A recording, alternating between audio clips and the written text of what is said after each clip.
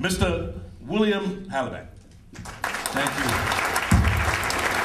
Thank you, Reverend.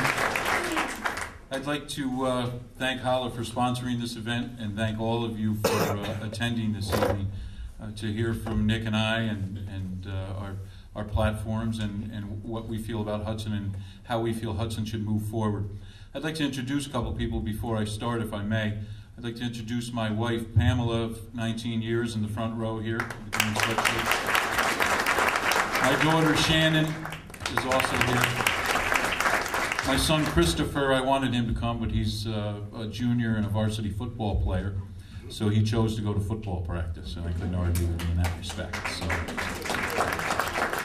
I'd also like to introduce my parents sitting in the back, my mother, Patricia, and my father, William Sr., and my niece, Kendra, and my sister, Debbie, sitting up here also. Thank you. I'd like to start off by telling you that I've lived here all my life. I was born in 1965. I'm 46 years old. Born and raised by parents who instilled in me that you give the mutual respect regardless of race or nationality to the people that you live with, you see on a daily basis, and that you grow up with in your community. Now, I grew up in the days in Hudson where some of you will remember this and some of you won't remember this because you've just moved here. And I agree with what Reverend Grant said in regards to you know, there is no us and them anymore here in the city of Hudson. We're all Hudsonians. But what I'd like to mention to you is the fact that I grew up in the days when, you know, the Academy Hill Playground was going on, and bed races were going on, and the soapbox derbies, and you know, we had the Italian block parties, and we had the Polish block parties, and it was a great community to grow up and to live in. And it was based on the values that my parents gave me that made me decide that I wanted to give back to the community, and I wanted to give back to those who had given so much to me for all those years. At the age of 21, the young age of 21 actually, I decided to do that and get into law enforcement. I graduated Albany Police Academy in 1987. I then came back to the city of Hudson, where I was a police officer for 8.5 years. During that time, I was able to accomplish a lot. I was given a life savings award for saving the life of an individual here in the city of Hudson.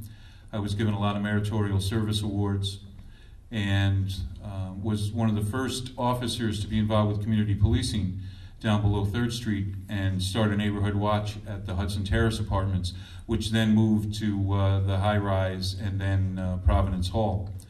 In 1995, I took a lateral transfer to the Columbia County Sheriff's Office, and I thank Linda Mussman in the front here, sitting in the front, for picking up the neighborhood watches after I had gone to the Sheriff's Office.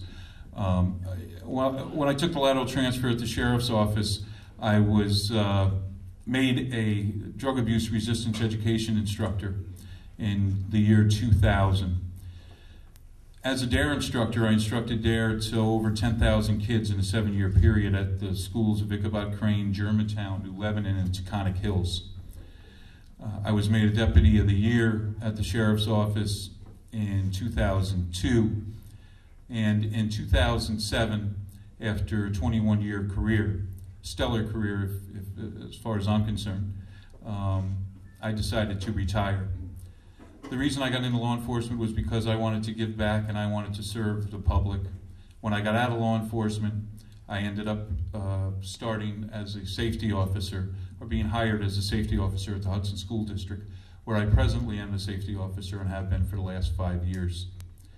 But that wasn't enough. I decided 2 years ago that I wanted to run for an elected position so that I could represent the people even more of the city of Hudson than I had in law enforcement. I ran in the 3rd Ward as supervisor and was successful, and I've been a county supervisor for the last 2 years. During which time as county supervisor, I was able to work in a bipartisan fashion with all the other supervisors. To me, it's about issues, it's about people, it's not about the party that you represent. I was able to help keep DSS in the city of Hudson. I was able to vote for a 0% tax increase in last year's budget. And I understand the issues. I am compassionate and passionate about the issues and the public. And I feel that my experience brings me to the forefront of being the next mayor in the city of Hudson. Thank you.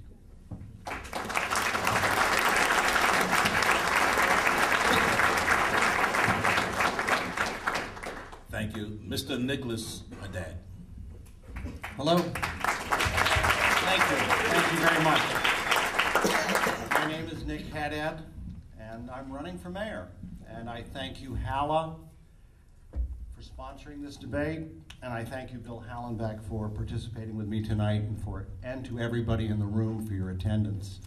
I'd also like to introduce a few people in the audience. My wife, Carrie, who I've been married to for 28 years and is a business person on Warren Street. My son, Henry, who's in the back room, who's been a tremendous help throughout the election, has been shouldering a lot of the load for his father.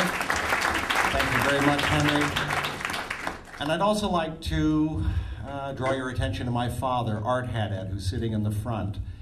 And I'd like to tell you a little bit about my father, because it's going to frame the conversation a little bit tonight. My father grew up in a small mill town in Connecticut. He was an all-state athlete. The war came along in '42, and all he really wanted to do was to go to college. But 8 weeks out of high school, he was in North Africa with the 1st Division, into Sicily, up through Italy. He made the jump on Normandy, Omaha Beach, and ended the war in the Battle of the Bulge in Belgium. I talk about him, and the reason I'm discussing this is because what his generation did, as we call them, the greatest generation, is they provided us our future and our present right now, and we owe them a great deal. What we have today is because of the incalculable sacrifices they made for our future. I'm here tonight to talk about our future, Hudson's future, a shared future, a future where all of us, regardless of race, station, or faith, have the opportunity to participate in our community. And that participation will be fundamental. And by that I mean we will have jobs, we will have opportunity. We will create a quality of life that reflects our hopes and aspirations. We will be open and participatory. We will be fair, and the playing field will be level. I will ask all of you present tonight, and those who are not, to sit at our table, and I will ask for your input.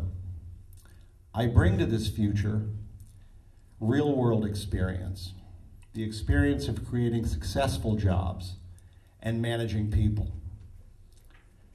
Rebuilding our city requires our most precious asset, you, our citizens, and your participation.